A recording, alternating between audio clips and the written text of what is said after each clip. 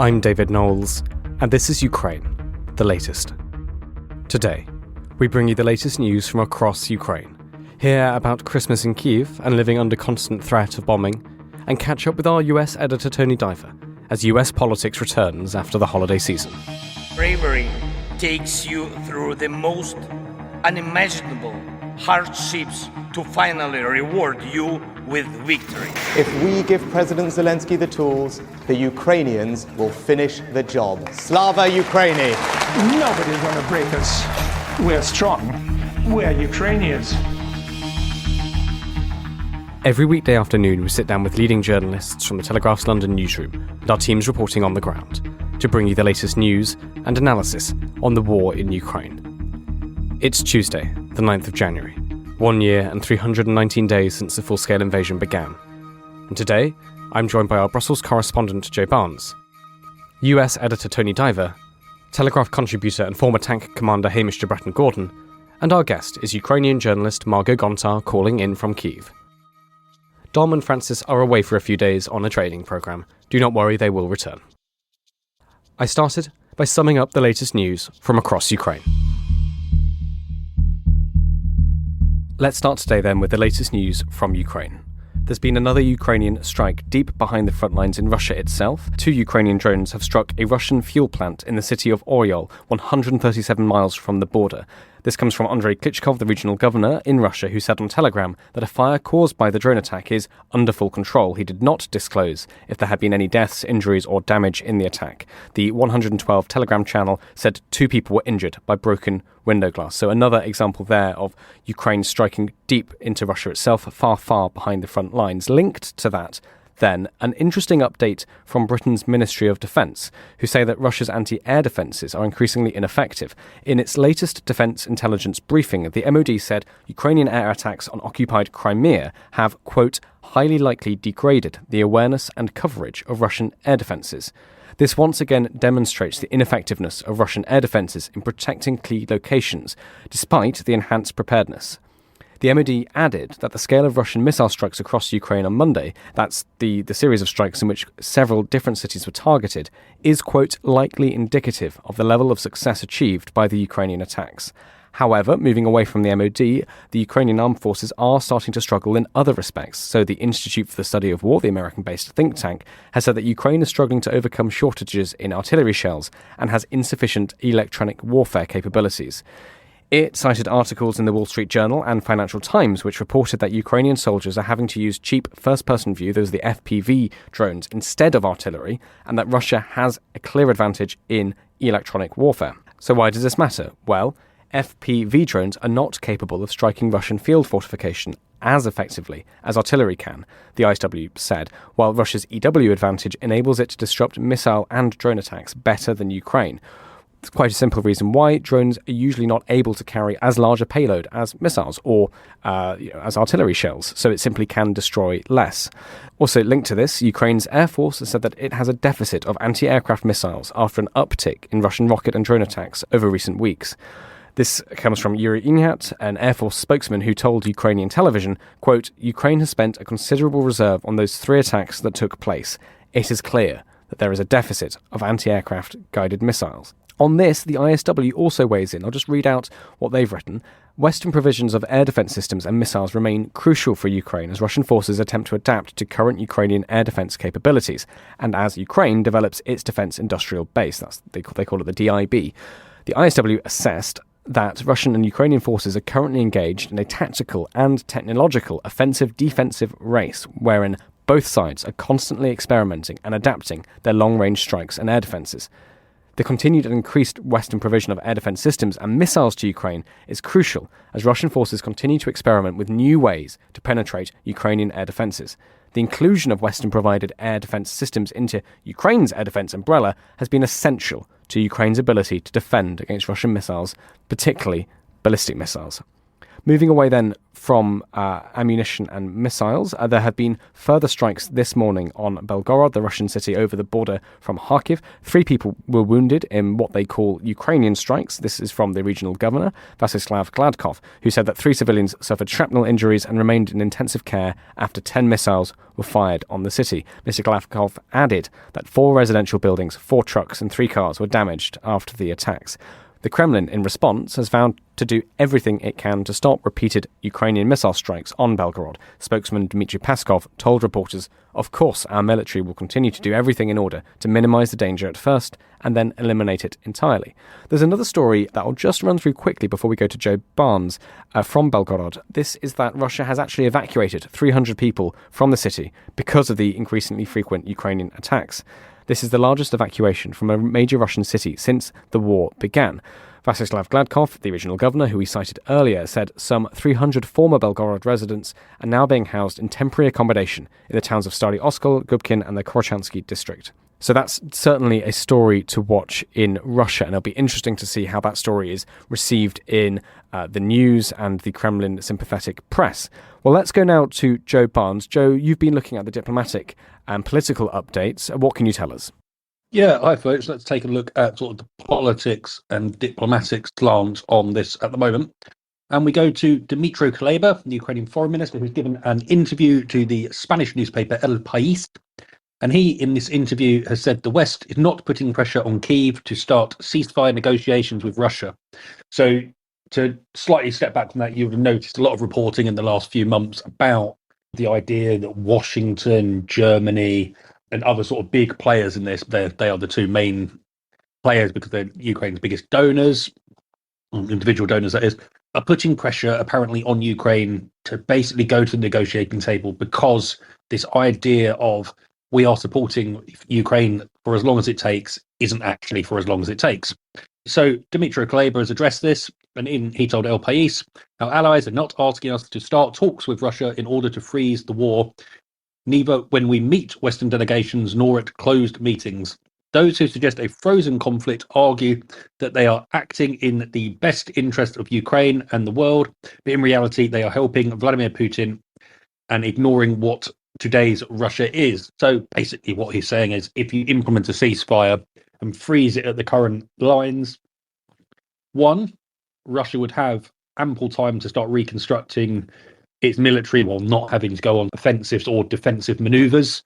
And 2, as happened after the 2014 lines were drawn, Russia and Russian proxies would likely just ignore the ceasefire and continue firing across those de-escalation lines, as they were called then. So yes, it's interesting that Dmytro Kuleba is basically just dismissing outright, and this is something that you hear from a lot of Ukrainian officials about reporting on Western calls for ceasefires. Apparently there's no pressure on them, but they would like to say that, but who really knows is the answer. We've tried to get to the bottom of these stories as much as possible. And then Kuleba also told El País that there are £235 billion, that's $300 billion of Russian assets that have been frozen in Europe since the war began, and that would cover 80% of the costs of Ukraine's reconstruction. So lots of those are funds that are frozen by a clearinghouse in Belgium, in Brussels, actually, Euroclear, and European and Western officials are looking at ways of using maybe profits from those funds while there are greater calls for confiscation of them. So this is what Kuleba had to say. It will happen 100%. The question is to what extent will it happen, because there are 3 elements to it: the frozen assets themselves, the revenues on the assets, and the taxations on those revenues. So basically what he's saying is there are 3 streams that you can look at. You could look at confiscating all of Russia's frozen assets. You could look at targeting just the interest made on those assets while they're frozen, because basically as they're frozen, the government freezing them becomes the sort of the keeper and looker after of those assets while they're still earning revenues. And then he mentions taxation. So those revenues would be interest revenues would be subject to taxation. So potentially they could be used to fund Ukraine's reconstruction. And Kuleba goes on, but it will happen because it makes sense that Russia should pay, and there are enough frozen assets to tackle the reconstruction of Ukraine. We estimate that a total amount of frozen assets is equivalent to more than 80% of our reconstruction demand. We can rebuild schools, we can rebuild hospitals, we can rebuild infrastructure at the expense of the country that destroyed it. So interestingly, it's one of the big things Ukraine are pushing for. We heard from Kira Rudik yesterday speaking a lot on this. And there are examples of it. So Iraqi government funds, I think it was about 50 billion, maybe. Numbers aren't 100% sure. But after the first Gulf War, Iraqi government funds that were held overseas were confiscated, and they were given partially to Kuwait and around sort of 9 or 10, a dozen or so countries that border that area, basically to pay for the impact of Iraq's invasion of Kuwait. So there is international precedent, and the G7, EU, I'm sure the US, UK are all working very closely on this project and trying to find out ways of taking, if it be the entire Russian state funds frozen abroad or just the profits from them in interest payments. They're looking at ways to do that. Then we go over to a corruption story, which has seemingly blighted Ukraine over many years, and it's something that Zelensky's government is very keen to address, given its sort of ambitions to join the EU, NATO, etc. So Ukraine has uncovered more than 200 million, that's 260, that's 200 million pounds, $260 million in defence procurement corruption in the last 4 months. And that is according to Rustem Umerov, the country's defence minister. One of the priorities of the Ministry of Defence team is to clean the system from unscrupulous participants inside the institutions and outside, he wrote in a statement posted onto his Facebook page on Monday. We are actively on this in close collaboration with law enforcement agencies. We are eradicating corruption. The system resists, but we will overcome it. Look, that's one reason that Mr. Umerov is in the job. There was deemed to be lots of sort of corruption within the defence ministry, and the predecessor didn't do enough to address it, as seen, despite being well loved. And that was Alexei Reznikov who we're talking about there. So one thing that Alexei Reznikov was dismissed by President Zelensky in September were two sort of scandals. One was the defence ministry buying food supplies and low quality winter jackets for inflated prices. So Mr. Umerov's remarks come on the same day that a Vyacheslav Shapolov, who is the former deputy defence minister, was charged with embezzlement after the ministry purchased around £20 million, that's $25 million of unusable body armour. Okay, and then let's go to Europe, where we have some interesting revelations and sort of news. So Poland has been accused of obstructing an investigation into the blowing up of the Nord Stream gas pipeline in September 2022. The Wall Street Journal, the American newspaper, has reported that the Polish government has been hesitant about providing information to investigators and it has withheld evidence. It cited sources in the investigation who also admitted to having no evidence that Poland was involved in the explosions in the Baltic Sea. So you remember Nord Stream, so Nord Stream 1 and 2 were basically put out of operations. 3 of the 4 pipelines were destroyed in what was described as an explosive attack by sort of NATO, the US, other Western types.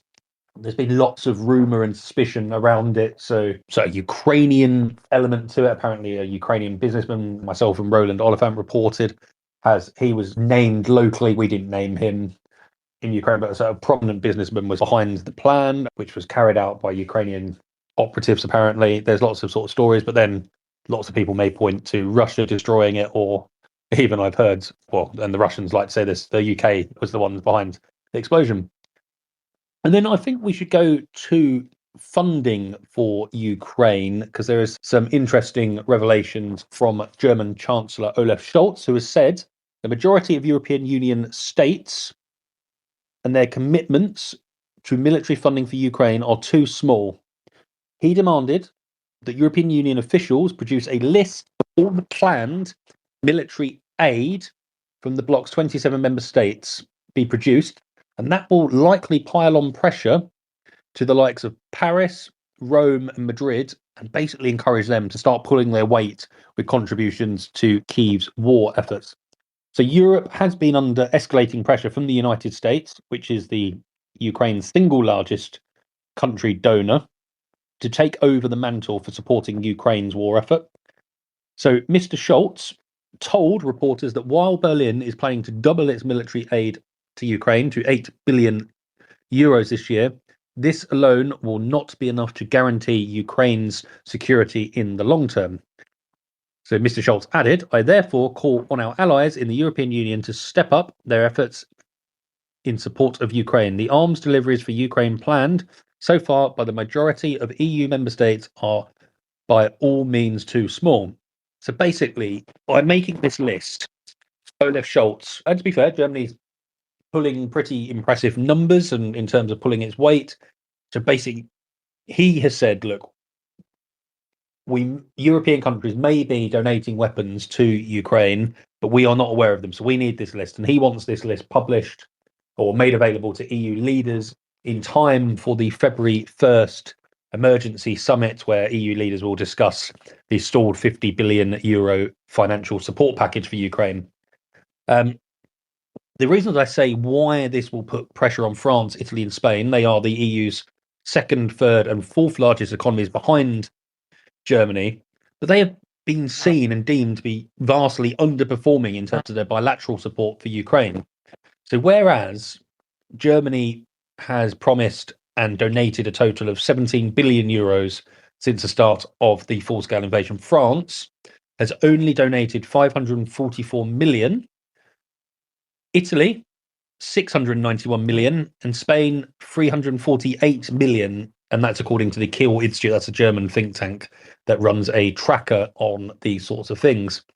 So yeah, there's sort of a vast disparity between the EU's biggest states. I'm sure France, Italy, and Spain will argue that they contribute to the EU's what's known as the European Peace Facility, which has been a fund that's dispersed about 3.5 billion euros to member states to help fund weapons for Ukraine, basically pays for things that were sent over.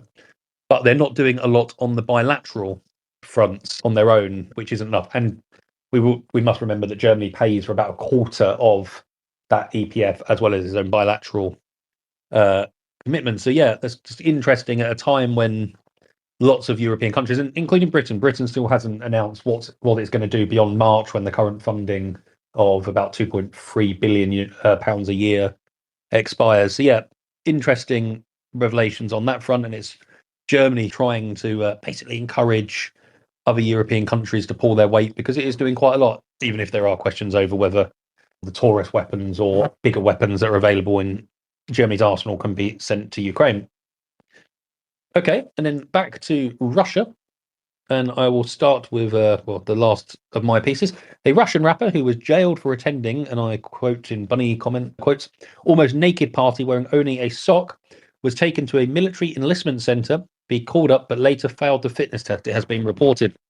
So Vasio, whose real name is Nikolai Vasilev, was one of the celebrities and socialites at the Moscow party that we've reported on. I believe it was James Kilner reported on December 20th. And the party caused quite a stir of controversy, falling foul of Vladimir Putin's crackdown on decadence and gay rights. So Vasio was jailed on December 22nd for 15 days and fined 200,000 rubles, it's about £1,700, after being charged with spreading propaganda about non-traditional sexual relations.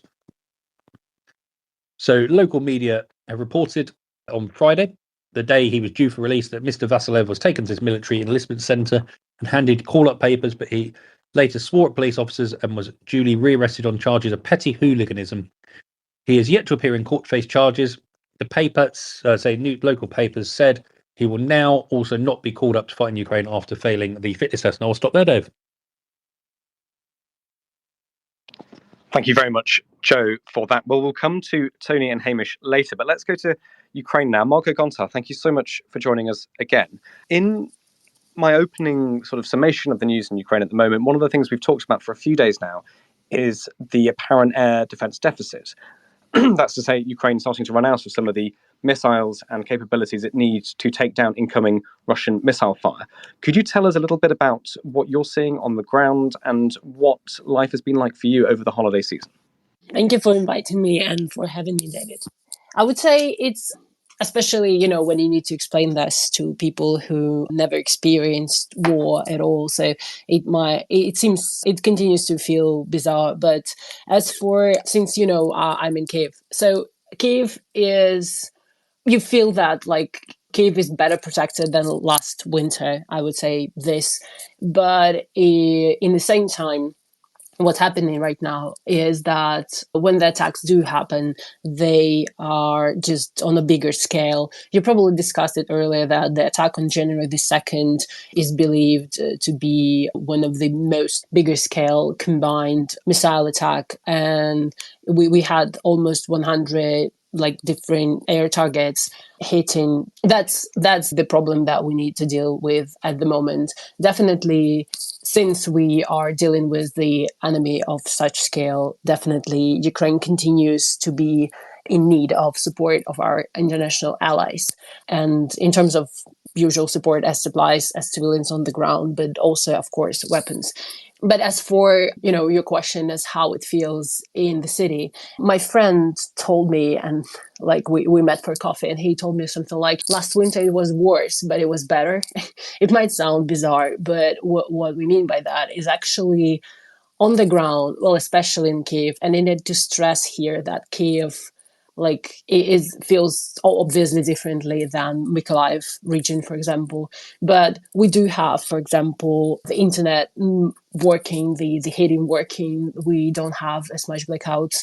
But in the same, so you have the feeling that life kinda goes on, but in the same time you have these major scale attacks, and we have reports that Russia might be preparing more to come. But obviously, if you look at what's happening in the south and in the east of the country, I'm talking here Kharkiv region, I'm talking here Mykolaiv region, so those areas that are easier for Russia to reach from the occupied territories and from the annexed Crimea and from Russian territory directly. So these areas, you've probably seen that as well, that they are under constant, sometimes everyday attack. And the devastation happening is really, I don't have words for that anymore, but it's really tragic. But that's, I guess, what the feeling we would get. But definitely, as we go on, and as I was, listening to you discussing the support that EU, and Western allies and the US have for Ukraine, obviously, Ukraine relies heavily and will rely heavily in this foreseeable future for the support. And as we all know by now, war is a very expensive endeavor. So unfortunately, even though Ukraine obviously is trying to adjust and scale up the way that we react to Russian attacks, Russia is scaling up as well. Margot, can I ask, we reported that, of course, there's a bit of a cultural shift this year over Christmas with Ukraine, with many people celebrating Christmas on the 25th of December, like in the Western tradition, rather than following the Orthodox dating for Christmas. Is this something you've seen in the city? Is this something that people have been doing? And did this, to what extent was this a sort of a news release from the president? And to what extent was this something that people were really living? Yeah, I wanted to address that. Thank you for asking. This is actually an interesting for me as well, since before that, my family would celebrate the Christmas on the 6th or 7th of January, which is like traditional Orthodox style, believed to be. But this year, me and my family, and actually everybody I know, to be honest, so I know no person that actually was talking about or wanted to celebrate it on January the 6th. So everybody I knew celebrated it on 25th of December. And we had many talks, online before that in different media, when media were explaining why it's happening. So we had, I would say, a certain communication about that. And explanation was that actually not the new style. It's rather like getting back to the old style, since it's the question of calendars, etc. So it's that Christ was born there was just one day when he was born. But we all understand that it's about getting further from Russia. And I think that's the way that Ukrainians mostly see it. So it wasn't so much, I think, for Ukrainians, especially for my friends, I think, and for people around me, as to that we joining West in this, as rather we're separating from this Russian imposed tradition. And it was interesting to see that everybody was, getting along with that. It was a bit weird feeling for me personally on a personal level, because usually we would have New Year's first and Christmas later, with New Year's being friendly and like family like event, and Christmas being fully family. So we have this vice versa thing, and it feels like small, but it like shifts the perception. And I think I now understand when people in the West celebrate New Year's a bit less because before that you have Christmas. But yeah, but it was a bit different, but it was nice for me. I think it was interesting to see how everybody, jumped on the board with this. So I haven't seen any real discomfort or people arguing about that. So it wasn't so much complying as it was really people just getting on board with the idea and enjoying it. And we had like the things that we usually would have around the 6th, the 7th. So all this carolers, I'm sorry. So kolядники and щедрівки. So people would go sing in costumes with different like theatrical pieces. We all had it like around the December 25th. So we had the whole thing switched to this a bit of new dates. And I think for me, I feel for sure, but I think for everybody I talk to, it feels more like getting back to the roots. That's fascinating. Thank you so much, Margot. Just one more question from me. Over the course of last year, we spoke about the problem of insufficient numbers of bomb shelters in Kyiv. It's a story that cropped up, I think, towards the end of the summer and again in the autumn. What's your sense of that at the moment? And may I ask what you do now when the air raid alarm sounds, especially as we know that more missiles are getting through? Thanks. The thing with bomb shelters is, I think it's not so much that there is insufficient number. We have a lot of them. And also we have the metro, the subway, which is like we have a number of stations, and it's quite big and it's deep and it's super safe. You feel super protected there, but you still need to get there. Kyiv is quite a big city, and not only you need to get there, so it might take you, depending on where you are, it might be 20 minutes walking or 20 minutes driving just to get there. But also, I would say the bigger problem would be if you're caught with missile attack and you're at home and you cut him in the middle of it. So honestly, what happened on January the 2nd, for example, that big attack I mentioned. So I think I woke up a bit few minutes before the missile attack actually happened. So I slept through the air raid siren alert. And so that's it. I had only time, to get dressed and get in what we call between two walls. So it's kind of when you're further from the windows and you protected by two walls. That's the idea. So basically it's a hallway. So I got in the hallway and that was it. I could potentially probably walk out of the building and walk up to the shelter. There are several in my area, but I honestly don't feel comfortable walking outside when you have explosions everywhere and when you have attack and going. It really depends on people. I think in a way there are two types of people: those who feel comfortable walking around, outside during the attack, and those who feel more protected in a building, like somewhere either it's underground or in upper ground, but just inside of the building. And yeah, I think I'm more of the second type. So I think that's the whole problem, in practice.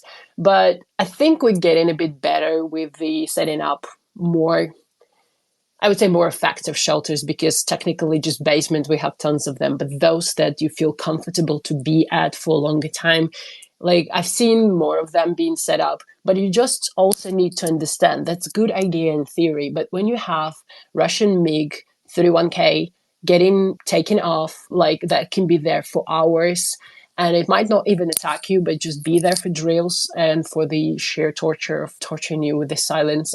Or you will have drones after that or before that, or we have other jets, the Tu-22 jets that actually can, usually will attack with missiles. If you have that throughout the day, 3-4 air raid sirens in a day, some of which will lead to attacks, some of which won't. And it will happen, like you will have it every day for 2 years. At some point, you have a choice. You either, every time it happens, go to bomb shelter and you sit there, or you go on with your life. But yeah, you're basically playing, you're risking there. You don't know what's going to happen. Or you're trying to see from your life experience whether the area you are at often attacked or not, like whether it's actually risky just to be there where you are or not. And this is how the brain adjusts. In a way, I think for some, maybe it's more comfortable not to go to shelters so much if there is no direct danger, because that's the way how brain protects them. So as if there is no war. So that's, I think, the whole. It's not like connected to the problem of bomb shelters, but I think it's kind of like trying to explain the whole thing around them. It's not just the question of you being underground or fully protected. It's kind of like, how do you live your life when it's happening with you for 2 years? And I'm afraid to say we're probably going to see that happening for some time. And how do you incorporate protecting your life, but at the same time, not going mad and trying to sustain some kind of resemblance of, life and still protecting yourself? The answer will differ for many people. I have people telling me that they have this whole system, like what they do and how far they go in protecting themselves. I mean, like go into the shelter, actually, in which types of Russian attacks. And it's amazing to see how human brain can adjust and what lengths it's going to do that. But yeah, I think the thing that can look for people from the West, people outside of war context, the thing that can look ludicrous and maybe too risky, and that people are not protecting their lives, it really, you need to understand the whole context of what's happening on the ground. Well, Margot, thank you so much for joining us. Do stay and we'll hear your final thoughts at the end of the episode. But thank you very much for giving us that update on your life and experience in Kyiv at the moment. Tony Diver from Kyiv in Ukraine to Washington, D.C. in the United States. Thank you so much for joining us, Tony Diver, our US editor. What does the agenda look like for discussions on Ukraine? What does that look like in Washington at the moment? Well, David, I've been on this podcast several times talking about the talks going on between the White House and Senate Republicans over how to get this $61 billion package of US aid through for Ukraine. I'm sorry to report that it looks like the discussions have stalled again. The Senate's just come back from its Christmas break, and some of its negotiators have been in conversation with the White House in the recent days, talking about how they might be able to get some sort of deal through. As I said last time we spoke, the main hold-up at the moment is that the Republicans are demanding some pretty significant concessions from the White House on domestic border policy as the price of their support for this funding package for Ukraine. So we're in a slightly strange situation, as we often are with these sorts of congressional deals, where one thing is being swapped for something that's completely different. There's no obvious link between the border patrols going on in the southern United States and these foreign aid packages, which also include money for Israel and for Taiwan.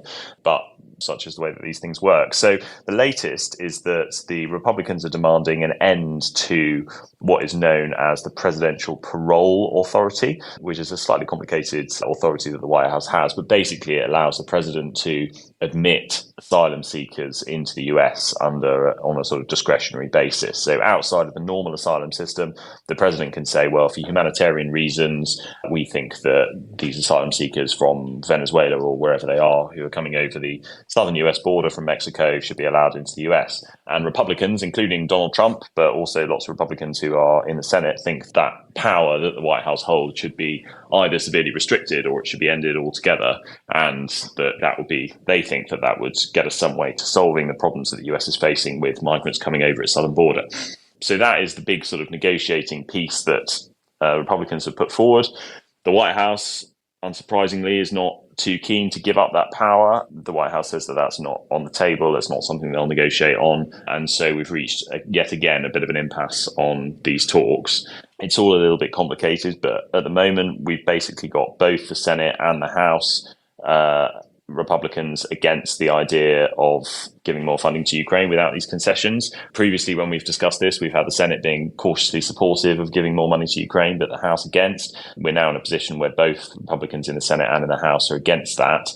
But you've got sort of harder line Republicans in the House who are even less likely to go for a deal than those in the Senate. So what we're looking at really, I mean, to sort of translate all of that into normal speak, what we're looking at probably is quite a lot longer on these negotiations, potentially some kind of interim deal agreed with the Senate, which then has to be put to the House. And it may be, as reported this morning, maybe that the White House is holding this asylum power back in its negotiating strategy so that it could then make a later concession to House Republicans. But really, at the moment, it's all looking up in the air. And we don't look particularly close to some kind of deal being signed.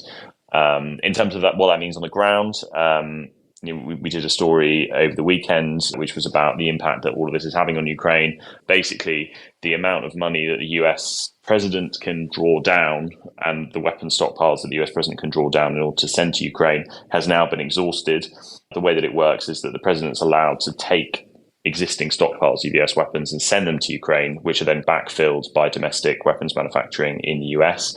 But that all has to be agreed as part of a budget with Congress. And basically, Congress gives the president a pot of money, theoretical money, which can then be drawn down over a long period. That pot of money is now empty, which means that Joe Biden can't send any more of these domestic US weapons over to Ukraine without an additional funding deal from Congress. So that has a pretty obvious impact on the ground. It means that the sorts of weapons that the US is supplying and the sorts of weapons that only the US can supply, which includes some long-range missile capabilities, some restocking of those defensive batteries that were given over to Ukraine earlier in the war, the sorts of batteries which are trying to keep Ukrainian cities safe from the Russian winter bombardment, all of that is now at risk. And I spoke to one analyst who said that Ukraine is now in a serious position of having to choose which targets it defends in Ukraine because it just doesn't have the ammunition to defend all of them. So we are in a position where President Zelensky and his military commanders are going to have to say, well, look, we'll allow this train station or that power station or whatever to be hit by Russia because we need to protect our major cities.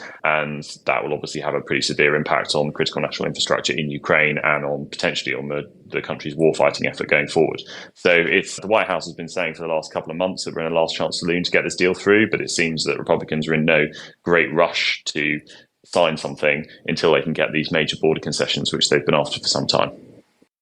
Well, some fairly grim news then from Washington, Tony. You said at the moment it's all up in the air, the discussions are ongoing. So do we have any sense at all on a time frame for this? Well, we're a bit closer than we were before Christmas in the sense that it seems that the battle lines have been drawn between the Senate Republicans and the White House. We're now talking about specific demands that are on the table. When we last spoke before Christmas, all we were really getting out of the negotiators was that there was a theoretical deal to be had, but there was so much detail to be worked through that it was basically impossible to give an update. We're now starting to see what the requests are from both sides. We're seeing, particularly from the Republican side, we're seeing talks about specific bits of policy, which include this parole authority that the president has. But, at the moment, the White House says it's not going to move on that stuff. So we're still looking at weeks, I would say. Well, Tony, just one more question from me, unless Joe and Hamish have anything, and Margot have anything for you. But can we turn and look at the Republican race to be the presidential candidate? I mean, what updates do you have there for us? How is Ukraine being discussed there? What should we know out of the country? I'm just looking right now on my screen is Nikki Haley's tweet, no cash for Ukraine, no troops on the ground, but we should give them the weapons they need to defend their sovereign country. How do you see the issue of Ukraine and support for Ukraine unfolding in the Republican race? Well, yeah, you're right. And pretty strong stuff there from Nikki Haley. And concerningly, for those who want to send more weapons and support to Ukraine, she's actually one of the most supportive of the candidates who are running. But yeah, we're in the final days now until the Iowa caucus, which takes place on the 15th next week. And it is something which is coming up on the campaign trail. It's not a huge domestic issue, I have to say. It's not something that people are talking about all the time. It's probably not something which worries a lot of Republican voters too much, but it's certainly become another one of these issues which is parceled up into the broad debate over whether America should be a sort of isolationist country that looks after itself first, or whether it should be a global power that seeks to fight for justice and humanitarian causes around the world. That is a general theme of the Republican race, and we have seen some discussion of it there. I mean, Donald Trump and Ron DeSantis, who are the first and second place Republican primary candidates in the polls at the moment, have both been pretty very anti-sending any more support to Ukraine. And we are starting to see some of that rhetoric come through from Nikki Haley as well, who was the third place candidate, as you say. So, yeah, it is an issue that's coming up, but again, it's pretty grim news for those people who want to send more support to Ukraine. Oh, sorry, please, Margot, please. Yeah, if I may, thank you very much, David, and thank you, Tony. Just a quick thing that possibly that we discussed with colleagues in Ukraine, but also like something from observations. I remember even during Trump presidency, like I remember the feeling and also like talking from people around the administration that even though there were one decision that were made, but also there were people, but true, they were from previous administration, but they were still working around that to continue with the decision that might be, even conflicting in a way. So I think my question here is, even if, let's say, there will be the, so to speak, a mainstream line may be less protective for Ukraine, is there a chance that the other actors could be still continue supporting Ukraine in general? I know that a lot of,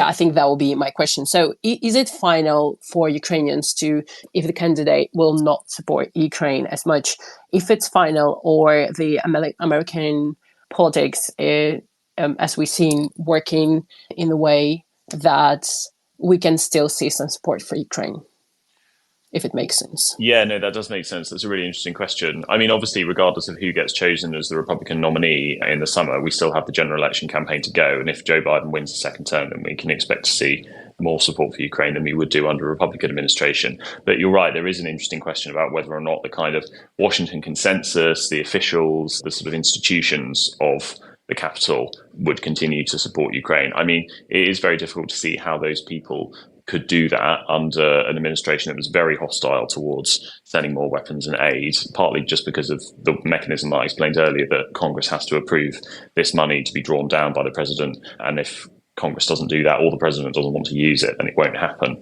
And there's also a very good piece which I'd encourage people to go and read on the Telegraph website by my colleague Rosina Saber about what Trump is planning to do with the officials in Washington under a second term. And if we were to see a second Trump presidency, then we'd likely see the replacement of a lot of these people in institutions at the top of government who have this kind of consensus institutional view that America should be an outward-looking, open power that tries to aid countries like Ukraine. So actually, we might be in a position where a lot of those people that you describe, the sort of officials who have a more traditional view on America's role in the world, find themselves actually replaced by a lot more hardline, Trump-supporting isolationists. And that then would obviously have a knock-on effect for future administrations as well. So I think for those who are concerned about Ukraine and want more weapons and aid to be sent, the Trump presidency really is the most disastrous, because it would probably end up with a wholesale replacement of a lot of these people who are supported. Well, thank you very much, Tony. Thank you very much, Marco, for your question. Excellent question. Let's finish today then by going to Hamish de Bretton Gordon. Hamish, thank you so much for joining us. So we've gone to Kyiv, we've gone to Washington, now back to the UK. Hamish, we reported yesterday on these alleged, sort of Russian drones watching Ukrainian soldiers train in Germany. What's your take on this story? Yeah, thanks, David. I think this just does bear a little bit more discussion. Just before I do that, call me a cynic. I just wonder how much Vasio had to pay to fail his medical. And earlier on, we were discussing drones, or you were discussing drones and morale of the Ukraine soldiers on the front line being okay. Those of us who have fought in cold climates is the most demanding type of environment to fight in. Unless you have the right kit, the right training, food, etc., it's incredibly difficult. So the only positive I can give to those Ukraine soldiers on the front line, if your morale's okay, the Russian morale will be absolutely rock bottom. But coming on to the drones, I know Joe wrote a piece on this as well yesterday. I think it is hugely significant. Let's think about it. It's potentially a hostile act, if true. I absolutely caveat everything I say, if true. And I think we've only seen it reported in Bild and by a couple of German politicians. But had these drones been manned aircraft, been Russian fighter aircraft, surely we'd be in a very different position. If they are drones, they've either been operated by Russian special forces in Germany, or they've flown hundreds or thousands of miles from Russian territory. And have been allowed to get on what they're doing. I think it's rather synonymous with the whole way that Russia and the West, NATO, is approaching this war. Russia, it is a total war. You discussed yesterday about Smerch, the counterintelligence organization, which Bond kept under wraps for many years. But as Smerch emerges and develops, 007 has been retired long ago. We then look at ourselves, the UK. We're mothballing warships because we don't have sailors to man them. Apparently, the officer training at Sandhurst, which started yesterday, is short of numbers. And then we look at the actual ranges themselves in Germany, which I know very well. I'm assuming they're the Bergen-Hohner ranges north of Hanover, where generations of tank commanders have done their training. It's right next to Bergen-Belsen concentration camp. It's also the place where Hitler viewed the training of his panzer divisions. In fact, in the middle of Bergen-Hohner is Hitler's bunker called the Hitlerhof. And myself and other generations of tank commanders have taken chips off it with firing tank rounds when people weren't looking. But it is potentially leading to an Article 5. Article 5 is where a NATO country is attacked, which means that NATO gets all in. If these drones are big drones, they could possibly be armed. So I think it's a bit of a wake-up call to NATO. If we do nothing, NATO does nothing and lets it go on, what does Putin think? I think Putin is, his whole assumption at the very beginning of this, 24th of February 2022, was that NATO and the West wouldn't get involved. So to me, I think this is hugely significant. And by NATO stepping back rather than stepping forward, I think axiomatically it makes war more likely. And we discussed a few weeks ago the Polish security minister's view that if Ukraine doesn't prevail, then within 3 years, NATO could well be at war with Russia. So I think this is just another thing. And although it seems insignificant, those drones over Germany, if true, are a hugely significant act. And hopefully NATO will do something about it. Well, thank you very much, Hamish. We'll come back to you, of course, for your final thoughts. We've lost Tony. I think he's had to run off and get started on some US stories in Washington. It's still the morning over there, of course. But Joe Barnes, what will you be looking at?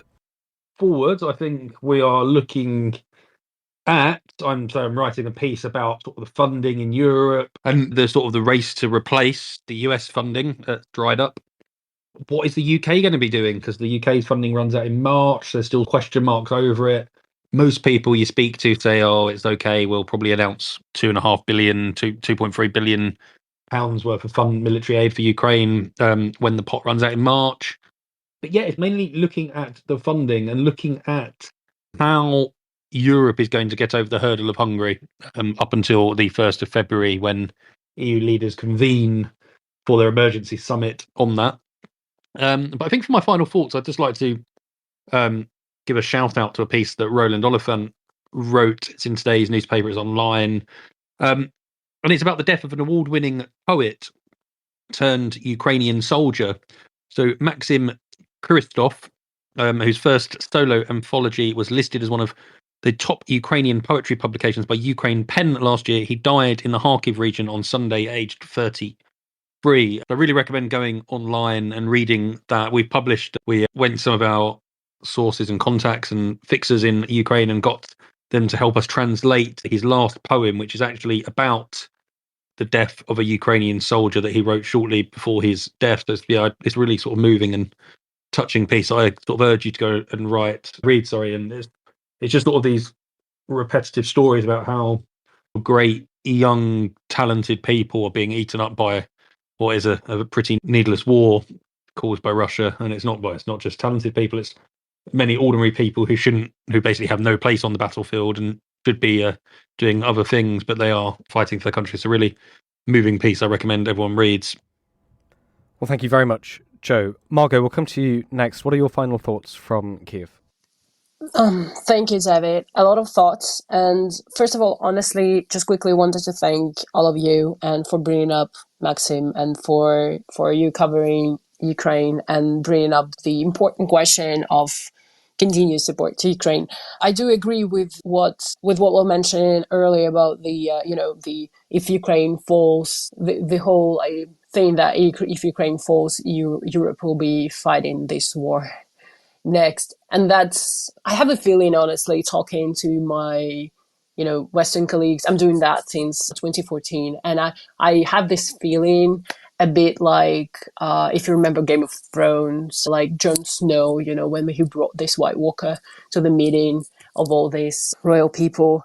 If not, I'm sorry for spoiling, but I think it's kind of feels like cliche. I don't think that people believe me when we say that. I don't think that people believe us when we say that you don't need to support Ukraine, because, I don't know, it's a nice thing to do, or because it's just a chivalrous or something. Is because you'll be next. But in the same time, I really remember how we were saying with my colleagues in 2014, in 2015, all the next years, we were trying to convey to our colleagues, to other Western journalists, to everywhere we went. We tried to really explain what Russia is and what Russia does. And I do remember my colleagues just shaking it off, smiling at me sometimes, telling me that I'm imagining things. And I remember how it all changed after Bucha, after Irpin, and then I saw this look on their faces, of the people I started to meet in the West, and I saw that